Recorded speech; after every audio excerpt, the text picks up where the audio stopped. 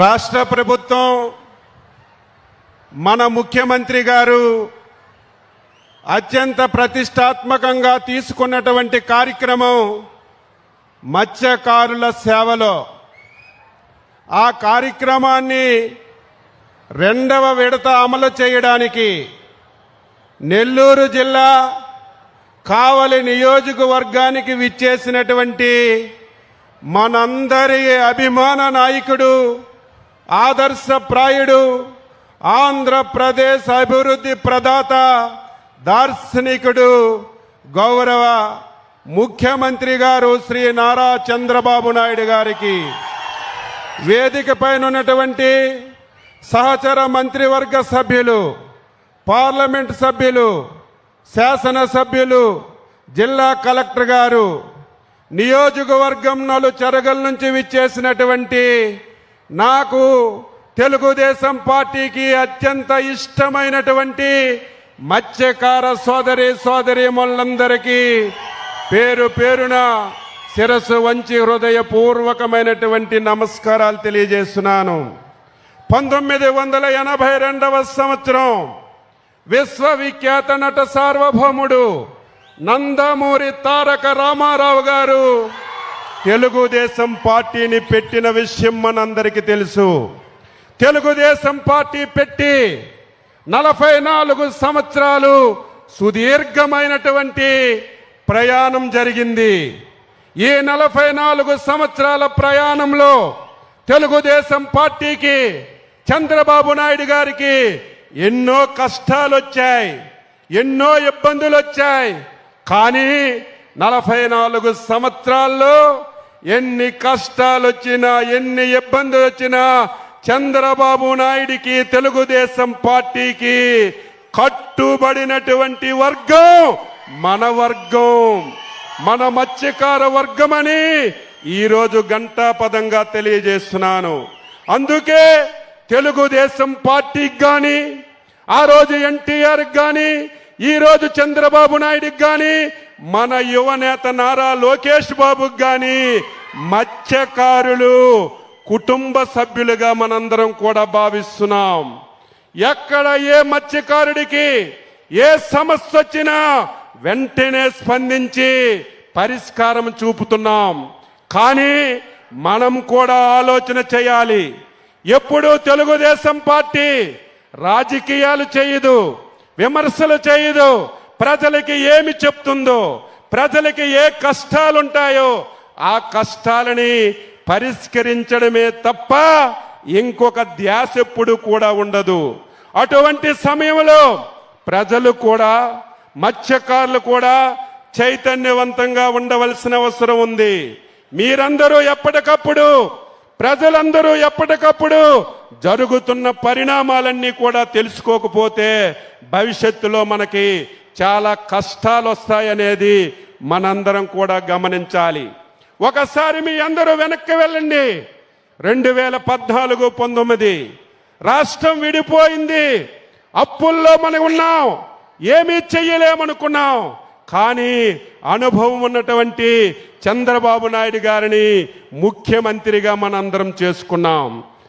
2014 నుంచి 19 వరకు నేను ఎన్నోసార్లు ఎమ్మెల్యేగా ఉన్నాను, ఎన్నోసార్లు నుంచి రాజకీయాల్లో ఉన్నాను, ఎన్నో ప్రభుత్వాలను చూశాను, చంద్రబాబు నాయుడు గారిని కూడా ముఖ్యమంత్రిగా చూశాను.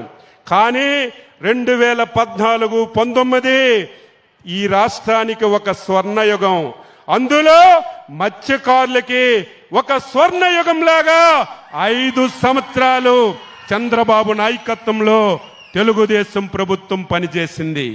కానీ 2019లో ఒక దుర్మార్గుడు మాయ మాటలు చెప్తే, మన కులాల మధ్య చిచ్చు పెడితే, ఆచరణ కానిటువంటి హామీలు ఇస్తే ఒక్క యామరపాటుతో 2019లో ఈ రాష్ట్రంలో చంద్రబాబు నాయుడు గారిని ఓడించారు. ఆ ఓటమి చంద్రబాబు నాయుడిది కాదు, ఈ రాష్ట్రానిది 5 కోట్ల మంది ప్రజలదని నేను ఈ సందర్భంగా తెలియజేస్తున్నాను.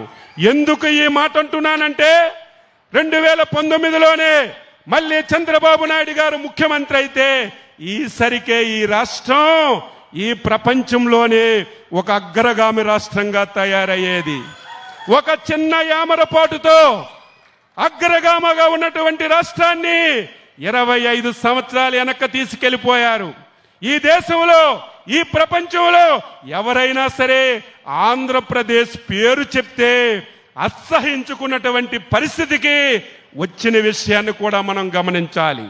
మళ్ళీ మొన్న చంద్రబాబు నాయకత్వంలో ఎన్డీఏ ప్రభుత్వానికి అచంచలమైన విశ్వాసం, నమ్మకంతో ఈ రాష్ట్రంలో అధికారాన్ని ఇచ్చారు.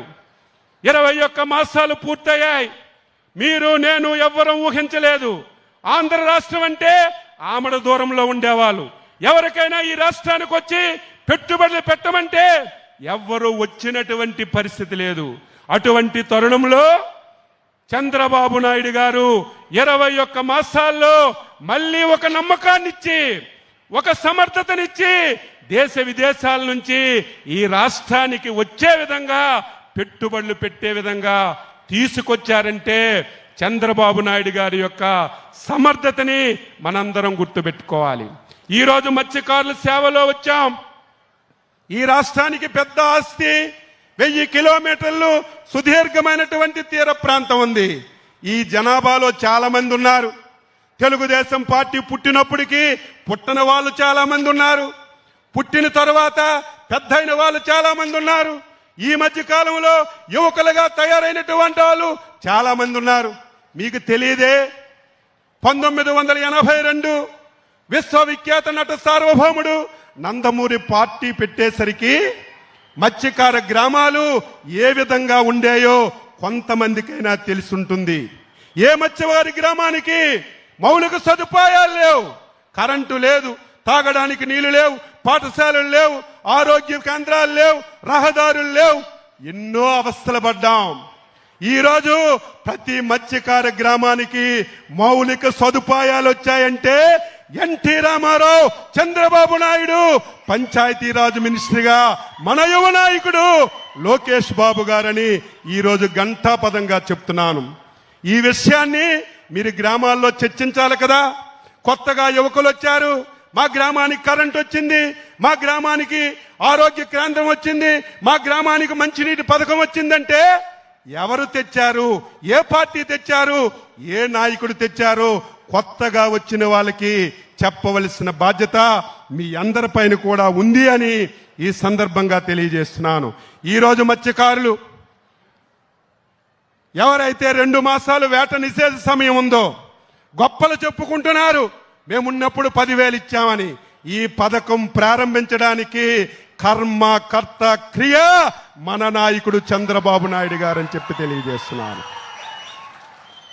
2014-19లో 4,000 రూపాయలతో ఈ పథకాన్ని చంద్రబాబు నాయుడు గారు ప్రారంభించారు. ఈ పథకం ఇస్తే మీకు సరిపోతుందా? ఏదో 2 మాసాలు వేట నిషేధ సమయంలో వేటకెళ్లడం లేదు, జీవనోపాధి కష్టంగా ఉంటుంది, ఇచ్చిన డబ్బుతో జీవనోపాధి చేసుకోవడానికి ఈ డబ్బులు ఉపయోగపడతాయి తప్ప సంవత్సరం అంతా ఈ 20,000, 10,000, 4,000తో మత్స్యకారులు జీవనం సాగించలేరు.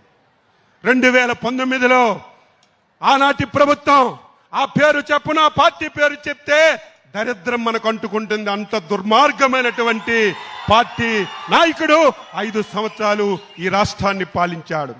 నేను అడుగుతున్నాను, మత్స్యకారులు ప్రశ్నించవలసిన అవసరం ఉంది.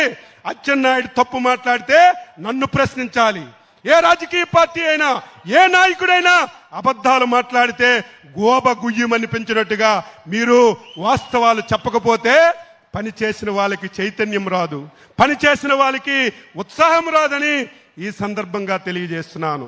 5 సంవత్సరాలు, సంవత్సరానికి 10,000 తప్ప ఒక్క పైసా గాని మీరు చేపలు పట్టుకోవడానికి ఒక్క వస్తువు గాని 5 సంవత్సరాల్లో ఎవరికైనా ఇస్తే రమ్మని చెప్పి ఛాలెంజ్ చేస్తున్నాను. ఎంత దుర్మార్గం అంటే ప్రభుత్వం ఇస్తున్నటువంటి ఆయిల్ సబ్సిడీ డబ్బులు కూడా బాకీలు పెట్టేశారు. ఇంకొక దారుణమైనటువంటి ఘటన, ఎవరైనా మత్స్యకారులు వేటకల్లి ప్రమాదవశాత్తు చనిపోతే వాళ్ళ కుటుంబానికి 5 లక్షలు ఇవ్వాలి. ఎప్పుడు ఇవ్వాలి? వెంటనే ఇస్తే ఆ కుటుంబానికి ఉపయోగం. చంద్రబాబు నాయుడు గారు ముఖ్యమంత్రిగా బాధ్యతలు తీసుకున్నప్పటికీ ఈ రాష్ట్రంలో చనిపోయిన వాళ్ళకి డబ్బులు ఇవ్వలేదు, ఆయిల్ సబ్సిడీ ఇవ్వలేదు. ముఖ్యమంత్రి గారు ఒకటే ఆదేశించారు, ఆర్థికంగా మనకి ఇబ్బంది ఉన్నా, చాలా సమస్యలున్నా మత్స్యకారులు మన కుటుంబ సభ్యులు ఎంత పెండింగ్ ఉందో అంతా ఒక్కసారి మన ఆదేశాలు ఇస్తే అధికారం వచ్చినటువంటి నెల రోజుల్లోనే మీ అందరికీ ఆయిల్ సబ్సిడీ, చనిపోతే కుటుంబాలకు ఆర్థిక సాయం ఇచ్చి ఇప్పుడు చచ్చిపోయిన తర్వాత నెల రోజుల్లో 15 రోజుల్లో మీకు అందిస్తున్నాం. ఇది నిజమైన ప్రభుత్వం అని చెప్పి తెలియజేస్తున్నాను. 10,000 నుంచి 20,000 చేశాం. ఈరోజు సాక్షి పేపర్లో రాశాడు మేమేదో తగ్గించేస్తున్నామని. ఆ పేపర్కి ఒకటే, ఈ దేశంలో 140 కోట్ల మంది ఇది మంచిదన్నా ఆ పేపర్లో అది చెడ్డదని రాయడం ఆ పేపర్కి అలవాటు అయిపోయిందని ఈ సందర్భంగా తెలియజేస్తూ 20,000 రూపాయలు ఇచ్చాం. గత సంవత్సరం 1,21,000 కుటుంబాలకి 241 కోట్లు ఇచ్చాం. ఈ సంవత్సరం 1,31,000 కుటుంబాలకి 264 కోట్లు ఇస్తున్నాం. ఇది ఇస్తూనే మళ్ళీ మీకు వల్లు ఇస్తున్నాం, బోట్లు ఇస్తున్నాం. మీరు పట్టుకున్నటువంటి చేపలు మార్కెట్లోకి తీసుకెళ్లడానికి, అమ్ముకోవడానికి మోపెడ్లు ఇస్తున్నాం, వెహికల్స్ అన్ని ఇస్తున్నాం. సమయం లేదు కానీ మొత్తం ఈ రాష్ట్ర ప్రభుత్వం మత్స్యకారుల గురించి చాలా కృషి చేస్తుంది. ఈ జిల్లాలో ఒక సమస్య ఉంది. ఇతర రాష్ట్రాల నుంచి మత్స్యకారులు వచ్చి ఈరోజు మన వేటకి ఇబ్బంది కలుగుతుంటే ఈరోజు వాళ్ళని అరికట్టాలంటే దుర్మార్గమైన ప్రభుత్వం గతంలో బోట్లు కూడా ఇవ్వలేదు. మొన్న ముఖ్యమంత్రి గారు ఆదేశించి 4 బోట్లు కొన్నాం, దీన్ని 8 చేస్తాం. రేపు భవిష్యత్తులో ఇతర రాష్ట్రాల నుంచి ఎవరు వచ్చి మీ యొక్క సంపదకి ఇబ్బంది లేకుండా చేస్తామని ఈ సందర్భంగా తెలియజేస్తూ మీరందరూ కూడా నిరంతరం చర్చలు చేయాలి. ఏ ప్రభుత్వం, ఏ నాయకుడు, ఏ ముఖ్యమంత్రి పని చేస్తున్నారో వాళ్ళందరికీ నిరంతరం మీరు అండగా ఉండాలని, ఉంటారని చెప్పి ఆశిస్తూ ఇందులో భాగస్వామ్యం చేసి అవకాశం ఇచ్చినటువంటి ముఖ్యమంత్రి గారికి మరొకసారి హృదయపూర్వక అభినందనలు తెలియజేస్తూ సెలవు తీసుకుంటున్నాం. జై హింద్.